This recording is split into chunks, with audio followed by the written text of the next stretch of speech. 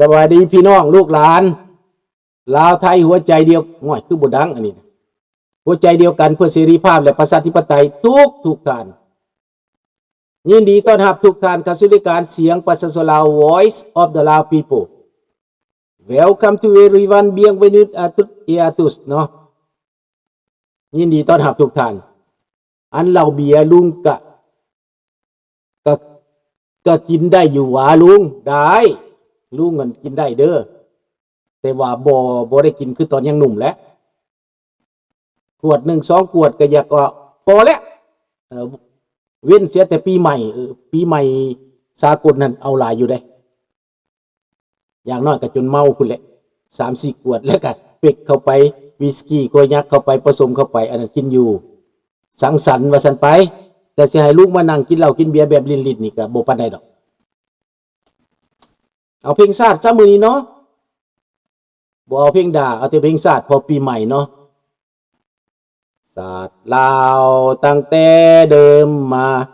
ขึ้นชื่อลือซาอยู่ในอาซีศาสตร์ลาวผูกพันไมตรีความสามัคคีฮักโฮมกันหักศาสตร์หักปฏิเทาหากเจ้าปกกิจกิสาผู้มักความศาสนาแต่บูหันมาหักษาดินแดนบ่ให้สัตว์ใดมาล้วนหาวีลบกวนหยัดแย่งสิ่งเอาให้ขึ้นเขามารู้วุ่นวายสู้จนตัวตายต้านทานศัตรูสวยเสือชูเลือดเนื้อเสื้อเผาพื้นผู้กูเอาบรรเทาถูกกันขอบใจเนาะก็ขอให้ลูกหลานผู้หาฟังหับชม FC ทุกท่านที่หาฟังทั้งไทยทั้งลาวและพี่น้องลาวต่างประเทศพี่น้องไทยต่างประเทศทุกแห่งทุกหนทุกตำบลในโลกนี้ขอพวกท่านจงมีแต่ความสุขความเจริญเจ็บจะได้ใครอย่ามีปรารถนาสิ่งใดก็ขอให้สมมุ่งมั่นปรารถนาและก็คิดเงินก็ให้ได้เงินคิดทองก็ให้ได้ทองหลั่งไหลเทมาเนาะขอให้สุขภาพเข้มแข็งแข็งแรงตลอดไปเด้อปีใหม่ปีนี้เนาะให้ทุกคนตลอดปลอดภัยเนาะและก็ได้เสรีภาพประชาธิปไตยมาไวๆเผด็จการจงลงจากอำนาจไปเนาะขอบใจหลายๆเนาะสบายดีอามี่ขอให้คุณมีแต่เรื่องดีๆเด้อในวาระปีใหม่ทางเอเชียนเฮาเนาะขอบใจหลายๆเนาะอามี่เนาะขอบใจทุกคนสบายดีเคจี้สบายดีทุกคนนะพี่น้องเนาะสบายดีและลาวเอลบีเนาะเอาที่ลุงอยากเว้าในมื้อนี้ก็แม่นสบายดีขวัญใจสบายดีปีใหม่เนาะอยากมาเว้าให้ฟังว่าสภาพการของโลกในปัจจุบันนี้อย่าฟ้าวสรุปสบายดีแก้วมิกอย่าฟ้าวสรุปเฮาบ่ฮู้จักมันสิเกิดหยังขึ้นอเมริกานี่เอาท่าทีนี่แม่นต้านจีนแน่นอนสงครามการค้านั้นเป็นเหตุบ่การต่อสู้กันทางด้านอุดมการณ์ความคิดนี่เป็นเหตุบ่ที่เบิ่งแล้วนี่บ่ถอยกันง่ายอเมริกากับจีนส่วนกับประเทศอื่นนั่นเป็นเพียงตั้งแต่กระปีกกระปายหมายก็ว่าแสดงให้เห็นว่าความบ่พอใจอันใดอันหนึ่งแสดงกันบางเบิดแล้วระหว่างแคนาดาระหว่างปานามาระหว่างกรีนแลนด์ระหว่างยุโรปก็เห็นกันเบิดแล้วในแนวความคิดเนาะแต่สำหรับอเมริกากับจีนแล้วนั้นเป็นการต่อสู้กันทางด้านการเมืองการต่อสู้กันทางด้านการต่างประเทศ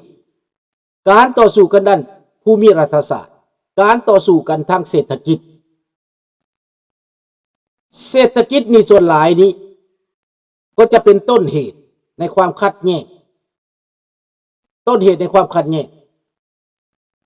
และเขาก็โฆษณาส่วนเสือกันอย่างนักเขาว่าอเมริกานี่บ่มีหยังบ่เหลือหยังจีนใหญ่จีนเก่งอันใดก็เก่งเบิดอเมริกาเป็นหนี้เป็นหนี้จีนเท่านั้นพันล้านเท่านี้พันล้านเขาโฆษณาส่วนเสืออยู่อเมริกาเป็นหนี้หมายความจีนนี่เป็นเจ้าหนี้ที่เขาว่ามา ถามว่าจีนเป็นหนี้บ่จีนก็เป็นหนี้คือกัน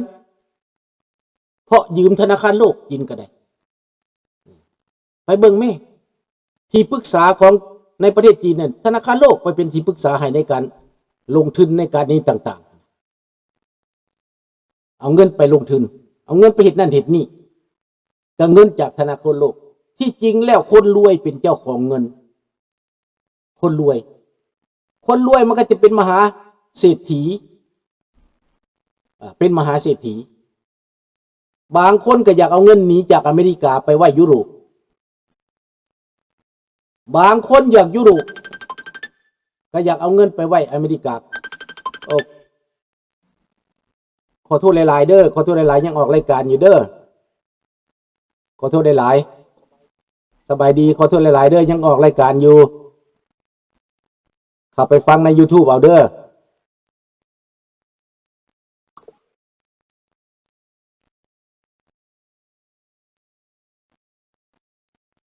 โอ้ไปโทรเข้ามาประตัดเนาะ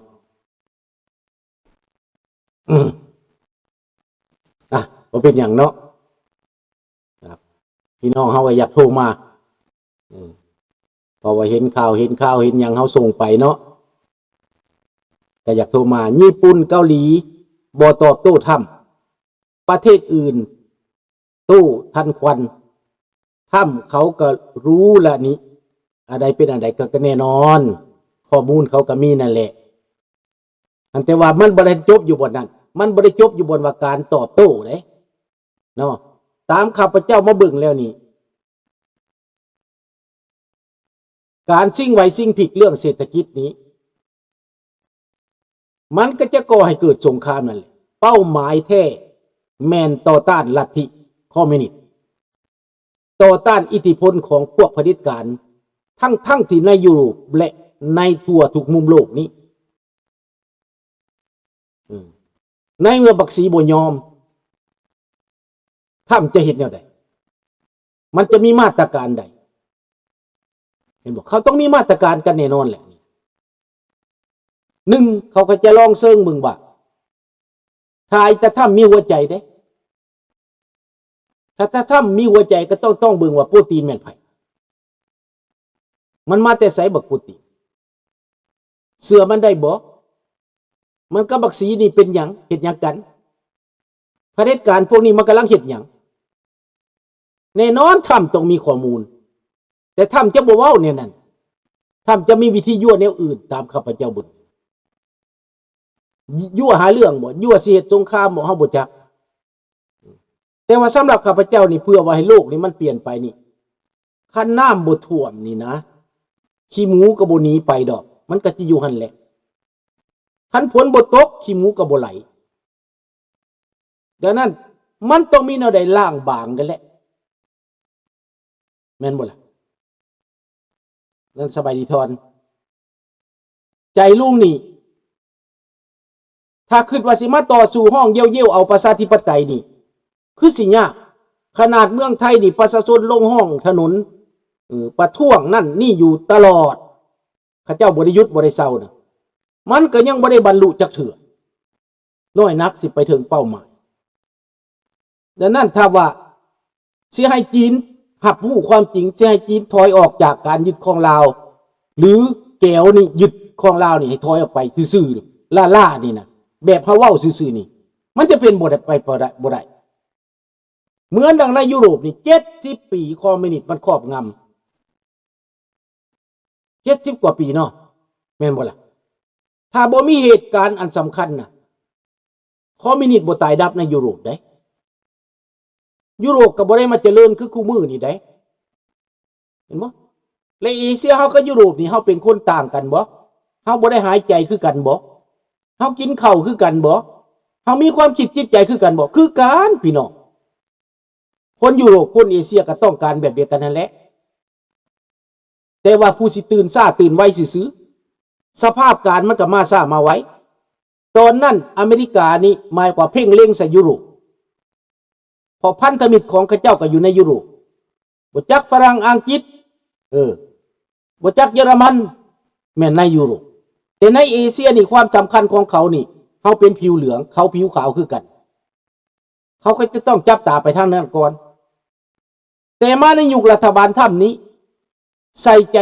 ในเอเชียสาเหตุอันใดบ่ฮู้หนึ่งอยากจัดการกับจีนหรืออยากต้านจีนพอฮู้จักว่าจีนนี่ลวกแหงเคลื่อนไหวในอเมริกาเคลื่อนไหวในยุโรปเข้าไปเห็นบ่มาว่าจังได๋ก็ลุงมีคนไทยบอกหลานว่าคอมมิวนิสต์จบไปตั้งแต่กำแพงเบอร์ลินล่มแล้วเอามาแต่ไสคอมมิวนิสต์มันว่าแนวนี้หลานเลยคนเลยข้านเว้ามันบ่ฮู้จักดอกเผด็จการคอมมิวนิสต์กาเกี่ยวค้อนตีปักเพ้อเว้ออยู่มันว่าบ่มีคอมมิวนิสต์นั่นน่ะเอากาเกี่ยวเกาะคอมันหั่นดิเอาทุ่งเดือดทุ่งกาแดงมันหั่นดิทุ่งดาวแดงมันหั่นดิอันนั้นแหละคอมมิวนิสต์อีพอคอมมิวนิสต์เลยนั่นเห็นบ่เผด็จการของมันก็เว้าว่ามันเป็นคอมมิวนิสต์โดยตรงดิรัฐบาลน่ะมันผู้ใดอันมาเว้าแน่นอนบ่มีประเทศจีนเขายังเป็นคอมมิวนิสต์ 1,000% ได้ในรัสเซียโอเคว่าบ่ได้เป็นคอมมิวนิสต์แต่พวกมากำอำนาจเป็นคอมมิวนิสต์ได้เห็นบ่บักโปรตีนก็เป็นคอมมิวนิสต์มันบ่ให้ไผขึ้นมาครองได้คันประชาธิปไตยเขาเลือกตั้งน่ะพวกเลือกตั้งมันเอาไปฆ่าทิ่มเบิดเห็นบ่ฝ่ายค้านมาไปฆ่าทิ่มตั้งแต่นาวานีตั้งแต่หลายๆคนมันเอาไปฆ่ายิงตายกับปานนั้นอันนั้นแหละดังนั้นข้อมูลที่ว่าคนไทยได้นั้นคนไทยที่เว้าให้หลานฟังนั้นมันเป็นข้อมูลที่ว่าข้าเจ้าบ่ฮู้ข้าเจ้าบ่เข้าใจคิดว่าคอมมิวนิสต์มันเข้าหัวคนมันออกง่ายๆไม่ได้ออกง่ายๆเด้มันแทรกซึมไปฮอดเด็กน้อยพุ่นมันสร้างปวดบิดเบือนความเข้าใจผิดเห็นบ่เด็กน้อยลุกขึ้นมาต่อต้านหยังต่อต้านศักดินาต่อต้านอัญญาศึกอัญญาสิทธิ์คุณอัญญาศึกคุณศึกอัญญาสิทธิ์คุณศึกมันต่อต้านแนวนั้นถึงสิเข้าคุกเข้าตารางมันก็ยอมเพราะมันเสื่ออุดมการณ์แนวนั้นที่จริงแล้วมันบ่ได้หยังมันบ่แม่นเป้าหมายซ้ำมันต่อสู้เฮาก็มักเรื่องนิสัยมันต่อสู้เด็กน้อยต่อสู้นะเด็กน้อยในประเทศไทยคือกันเขาต่อสู้นะแต่เขาบ่จักเขาถือผู้ใหญ่ล่างสมองเขาเป่าสมองเขาหนูยงปลุกปั่นเขาให้ต่อต้านให้ไปนิยมชมชอบคอมมิวนิสต์เพิ่นบ่ยอมรับว่าจีนเป็นคอมมิวนิสต์เพิ่นว่าจีนเป็นหยังเพิ่นว่าจีนบ่เป็นคอมมิวนิสต์เมาซะตุงบ่แม่นคอมมิวนิสต์บ่อีพอคอมมิวนิสต์แหละสัญลักษณ์เมาซะตุงอยู่หัวมันอยู่น่ะบ่แม่นคอมมิวนิสต์จังได๋ห้องแล้วลุงห้องก่อนแล้วเด้อพอลุงมาแต่เช้ามื้อนี้น่ะปีใหม่ลุงมาแต่เช้าสบายดีทอนสบายดีปีใหม่เด้อลุงห้องแล้วนั่นแหละเขาจะบิดเบือนเขาจะเฮ็ดให้เฮาตายใจเขาจะปฏิเสธสิ่งที่เขาเฮ็ดสิ่งที่เขากระทำมันน่ะเขาปฏิเสธเขาว่าในเมืองไทยนี่บ่มีคอมมิวนิสต์เขาว่าซั่นบ่เขาว่าจีนบ่แม่นคอมมิวนิสต์คอมมิวนิสต์มันบ่ได้มีหางเด้มันเป็นตัวแบบใดตัวคอมมิวนิสต์เขาบ่ฮู้จักเขาฮู้จักแต่เขาบ่อยากฮู้จักเขาอยากปฏิเสธเพราะเขามักแบบนั้นเขามักแบบนั้น